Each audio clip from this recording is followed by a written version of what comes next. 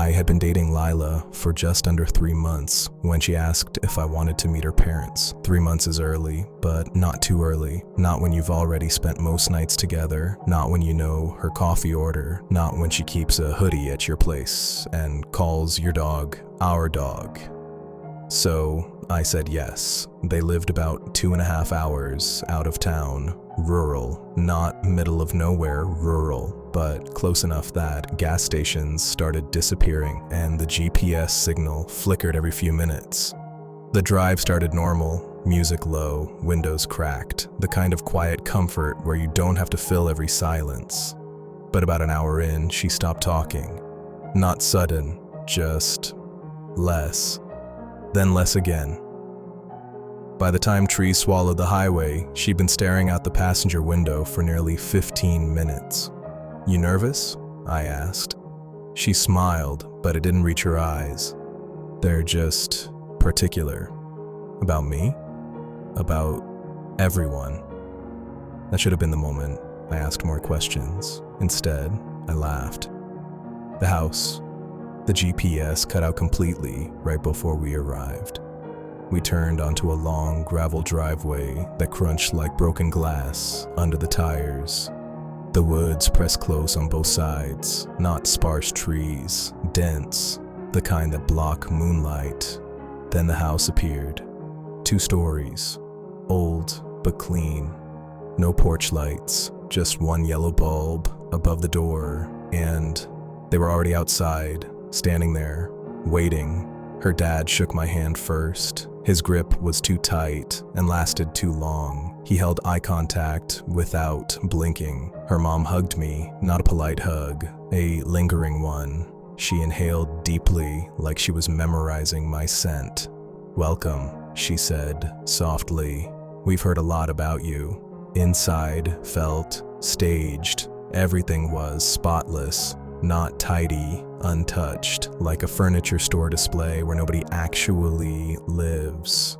No family photos, just empty walls. Dinner was ready the moment we stepped in. The first weird thing, they asked questions, but never about me, not my job, not where I grew up, not hobbies. Instead, "Do you sleep deeply? Do you wake easily to noise? Have you ever sleepwalked?" Her dad nodded each time I answered, not like he was listening, more like he was confirming something. "Good," he said quietly. No one explained what was good. Dinner tasted fine, but no one ate much. They mostly watched me eat. At one point, I stopped mid-bite and said, half joking, "You guys making sure I'm not a serial killer or something?" Her mom smiled. "You're safe here." Something about the way she said it made the room feel colder. The second weird thing. After dinner, her dad insisted on showing me around the house. Lila didn't come. She stayed seated at the table, fingers interlocked, staring at the wood grain like she was counting lines. Upstairs looked normal at first. Bathroom, hallway, 2 closed doors. Then he opened the third. It was a bedroom, but unused. No dust, no wrinkles in the sheets, no personal items, just a perfectly made bed and a nightstand with a glass of water already poured. "You'll sleep here," he said. "You already knew I was staying." He looked confused. "Of course you're staying." I laughed lightly. "I mean, we didn't really decide yet." He didn't laugh back. "You drove a long way." The tone made it sound less like hospitality and more like certainty. When I went back downstairs, Lila immediately stood up. "Are you tired?" she asked. It was only 8:40 p.m. The third weird thing. Her parents went to bed early, too early. By 9:15, the entire house was dark except my room. Lila sat on the bed beside me, knees pulled up, quiet again. "You okay?" I asked. She nodded. They just have routines. I noticed she kept glancing at the clock. 9:22, 9:27, 9:31. "What time do you usually sleep?" I asked.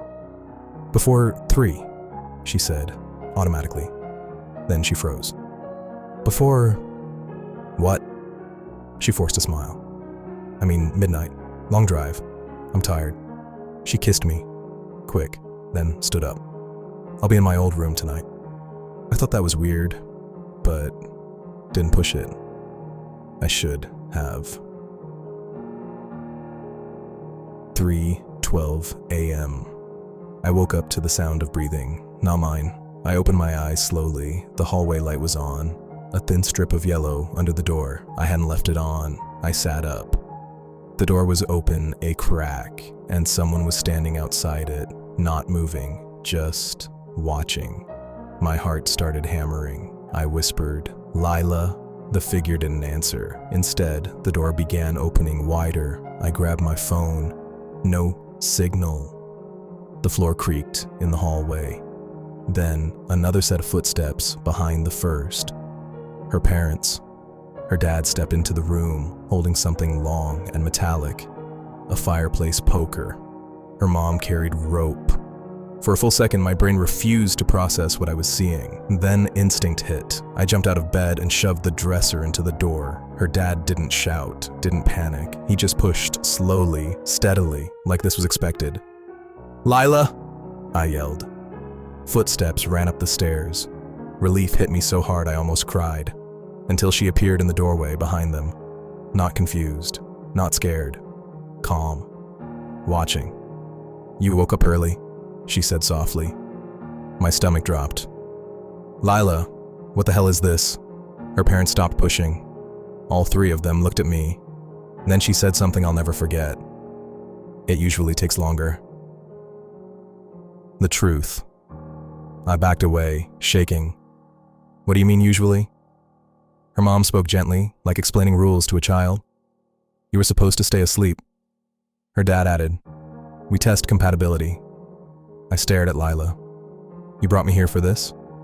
She nodded. "I liked you," she said. "I hoped you'd sleep through it." "Through what?"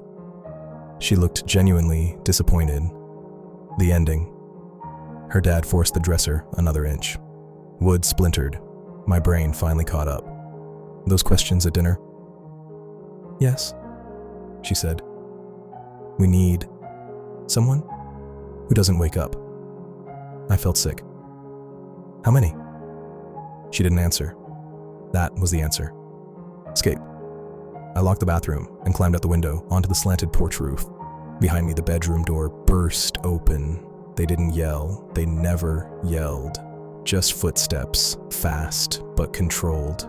I jumped, rolled onto gravel, hard enough to knock the air out of me. Then I ran into the woods. Branches tore at my arms, while I dialed 911 over and over with no signal. Behind me, footsteps. 3 sets, keeping pace, not sprinting. They knew I'd tire first. I broke onto the driveway and saw my car. Driver door open, keys gone. Lila stood beside it, waiting. She tilted her head slightly. "You almost made it." I didn't stop running, just veered past the car down the road. After maybe 10 minutes, I saw headlights in the distance. A truck. I ran straight into the road, waving my arms. The driver slammed brakes and jumped out. "What the?" I turned back. The road was empty. No house lights, no figures, nothing but trees.